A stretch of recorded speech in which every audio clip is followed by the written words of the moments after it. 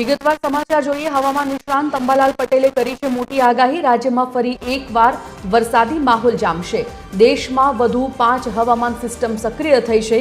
30 જુલાઈથી 3 August સુધી અતિભારે વરસાદની શક્યતા વ્યક્ત કરવામાં આવી છે। દક્ષિણ ગુજરાત અને સૌરાષ્ટ્રમાં અતિભારે વરસાદની આગાહી વ્યક્ત કરાઈ। કેટલાક વિસ્તારોમાં ફરી પૂર જેવી પરિસ્થિતિ સર્જાવાની પણ સંભાવના છે।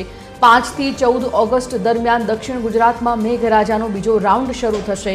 અરબી સમુદ્રના ભેજથી વરસાદી માહોલ યથાવત રહેવાની સંભાવના છે।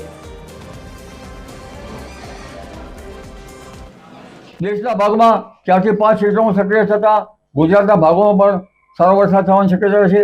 ક્યાંક ભારે ક્યાંક અતિભારે વરસાદ થવાની શક્યતા રહેશે। બંગાળ ઉપસાગરની સિસ્ટમના કારણે જે એનો માર્ગ ગુજરાતના થોડા દક્ષિણવર્તી ભાગોમાં રહેવાની શક્યતા રહેશે, જેના કારણે પંચમહાલના ભાગોમાં ભારેથી અતિભારે વરસાદ થવાની શક્યતા રહે। દાહોદ, છોટાઉદેપુર અને લગભગ અન્ય ભાગોમાં ભારેથી અતિભારે વરસાદ થવાની શક્યતા રહે। ભરૂચના ભાગોમાં પણ ભારેથી અતિભારે વરસાદ થવાની શક્યતા રહે। મહીસાગરના ભાગોમાં પણ ભારેથી અતિભારે વરસાદ થવાની શક્યતા રહે। આ ઉપરાંત ઉત્તર ગુજરાતના ભાગોમાં પણ ભારે વરસાદ થવાની શક્યતા રહે।